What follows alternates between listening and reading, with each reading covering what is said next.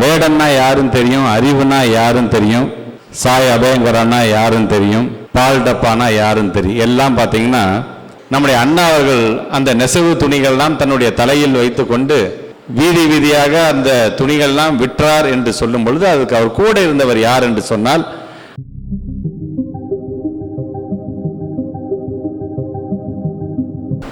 அனைவருக்கும் என்னுடைய வணக்கங்களை தெரிவித்து இசைமுரசு நாகூர் அனீஃபா அவர்களுடைய நூற்றாண்டு விழா கருத்தரங்கம் தொடர்ந்து நடைபெற்றுக் கொண்டிருக்கின்றது. இடையில் நான் அதிக நேரம் எடுத்துக்கொள்ளாமல் இந்த நிகழ்வுக்கு நான் வருவதற்கு காரணமாக இருக்கக்கூடிய வரவேற்பை நல்கின்ற அன்பு சகோதரர் பேராசிரியர் சதீஷ்குமார் அவர்களே, நிகழ்ச்சியை தலைமையேற்று நடத்தி கொண்டிருக்கின்ற கலைக்காவிரி நுண்கலை கல்லூரிய இயக்குனர் மற்றும் செயலாளர் அருள் தந்தை லூயிஸ் பெட்டோ அவர்களே, வாழ்த்துறை வழங்க இங்கே வருகை தந்திருக்கின்ற முனைவர் உமா மகேஸ்வரி அவர்களே, முன்னிலை பொறுப்பேற்கின்ற அன்பழகன் அவர்களே, கருத்தரங்க உரை நிகழ்த்த கொண்டு இருக்கின்ற முனைவர் வாசுதேவன் அவர்களே, கவிஞர் கலியமூர்த்தி அவர்களே, பேராசிரியர் நெடுஞ்செழியன் அவர்களே, அன்பு சகோதரர்கள் டிஎஸ்எஸ் கென்னடி அவர்களே, தோழர் கோவன் அவர்களே, இந்த நிகழ்விலே கலந்து கொண்டு சிறப்பித்துக் கொண்டிருக்கின்ற முனைவர் நல்லமுத்து அவர்களே, ரேவதி ஜேடிஆர் அவர்களே, ஜேடிஆர் உள்ளிட்ட அமர்ந்திருக்கின்ற அனைத்து மாணவ செல்வங்களுக்கும், என்னோடு இந்த நிகழ்ச்சியை கலந்து கொண்டிருக்கின்ற எங்களுடைய கோட்டத் தலைவர் அண்ணன் மதிவாணன், எங்களுடைய இயக்கத்தை சார்ந்திருக்கிற அண்ணன் செல்வம், அண்ணன் ஸ்ரீரங்கன், அண்ணன் செங்குட்டுவன் உள்ளிட்ட பத்திரிகைத்துறை ஊடகத்துறை சார்ந்திருக்கின்ற நண்பர்களுக்கெல்லாம் என்னுடைய வணக்கங்களை நான் தெரிவித்துக் கொள்கின்றேன். அனீஃபாவுடைய நூற்றாண்டை கலைக்காவிரியில் அருள் தந்தை லூயிஸ் பெட்டோ தலைமையில் நடைபெறுகின்ற நிகழ்ச்சி என்று சொல்லும் பொழுது இதுதான் இந்தியா என்று சொல்ல வேண்டும் என்கின்ற எண்ணம் தான் எனக்கு தோன்றுகின்றது. ஆக அந்த அளவுக்கு ஒரு மத நல்லிணக்கத்தோடு நடைபெறுகின்ற ஒரு நல்ல ஒரு நிகழ்வாகத்தான் இந்த நிகழ்வை நாங்கள் பார்த்து கொண்டிருக்கின்றோம்.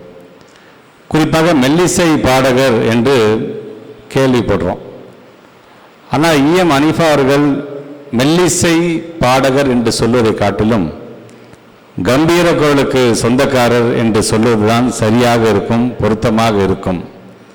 ஏன்னா இன்னைக்கு இருக்கிற இளைஞர்களுக்கெல்லாம் வேடன்னா யாருன்னு தெரியும், அறிவுனா யாருன்னு தெரியும், சாய் அபயங்கரன்னா யாருன்னு தெரியும், பால் டப்பானா யாருன்னு தெரியும். எல்லாம் பார்த்தீங்கன்னா ஏதோ விதத்தில் ஒரு ரேப் சாங்கராக சிங்கராக ஏதோ ஒரு பாடல் மட்டும் பாடி ப்ராப்ளம் ஆடினாங்க. இன்றைக்கி அந்தளவுக்கு டெக்னாலஜி இருக்கிறது.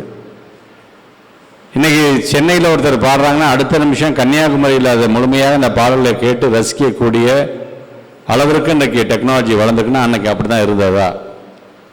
அன்றைக்கி இருக்கின்ற காலகட்டத்தில் அனீஃபாவுடைய அந்த குரல் வளம் என்பது எப்படி நாட்டு மக்களுடன் சென்று சேர்ந்தது?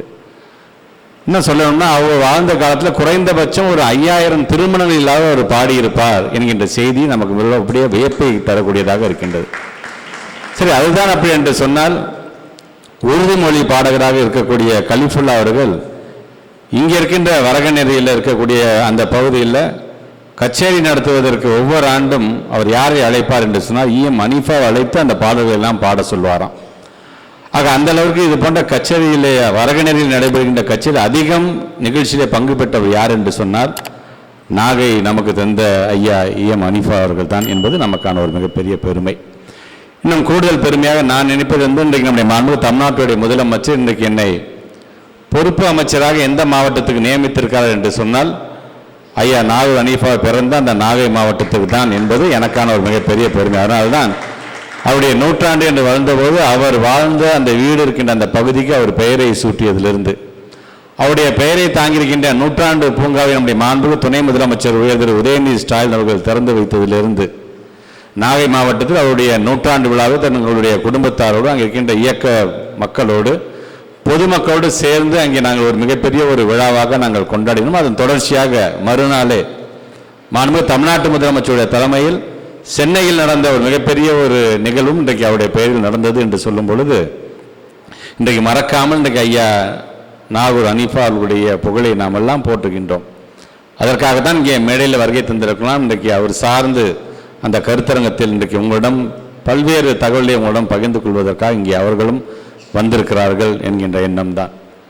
என்னை பொறுத்தவரைக்கும் ஒரு பாடகர் என்பதையெல்லாம் கடந்து ஒரு சமூகத்தினுடைய செயல்பாட்டாளர் என்று எப்படி சொல்லலாம் என்று சொன்னால், 1953ஆம் ஆண்டு நெசவாளர்கள் அவர்கள்தான் நீங்கள் கஞ்சி தொட்டியை தேடி போகிற அளவுக்கு வறுமைக்கு உள்ளான பொழுது அவர்கள் சார்ந்திருக்கின்ற துணிகளை எல்லாம் நாம் விற்றாக வேண்டும்.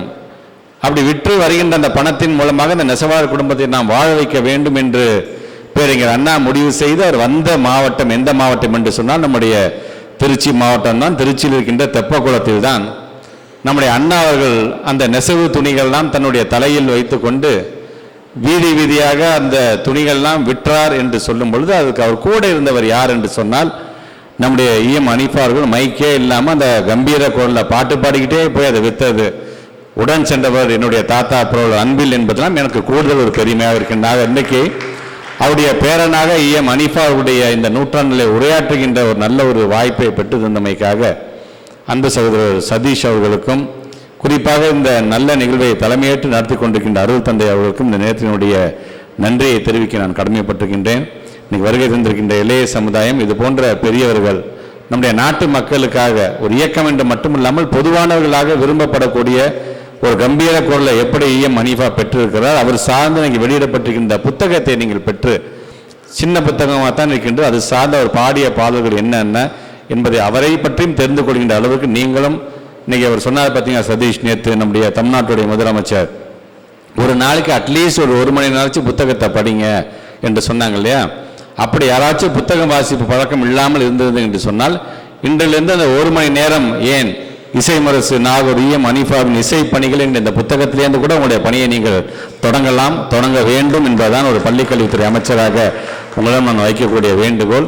ஆக அந்த விதத்தில் உங்களோடு சேர்ந்து நம்முடைய ஈஎம் ஹனீஃபாவுடைய அந்த புகழ் ஓங்குக, அவருக்கு புகழஞ்சி செலுத்துகின்ற நிலையில் நூற்றாண்டு நிகழ்வில் உங்களோடு கலந்து கொள்வது எனக்கான ஒரு பெருமையாக நான் கருதி உங்கள் அனைவருக்கும் மீண்டும் ஒரு முறை என்னுடைய வாழ்த்துக்களையும் பாராட்டுகளையும் தெரிவித்து இந்த உரையை நிறைவு செய்கிறேன். நன்றி, வணக்கம். மீண்டும் கலைக்காவிரி குடும்பம் இந்த கருத்தரங்கம் சார்பாக பலத்த கரவொலி எழுப்புகின்றோம். திருச்சியில் நம்முடைய நூற்றாண்டு நூலகம் திறக்க இருக்கிறது. காமராசர் நூலகமாக அது மலர இருக்கிறது.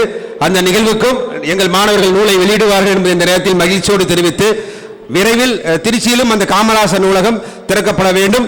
எங்கள் மாணவர்கள் கலை நிகழ்ச்சி அங்கே வந்து நடத்துவார்கள் என்பதை இந்த நேரத்தில் மகிழ்ச்சியோடு தெரிவித்து நம்முடைய நூலாசிரியர் பாஸ்டின் அவர்களுக்கு பொன்னாடை அணிவித்து சிறப்பு செய்யுமாறு கேட்டுக்கொள்வோம். இவரும் நாகப்பட்டினத்தை சேர்ந்த மாணவர்.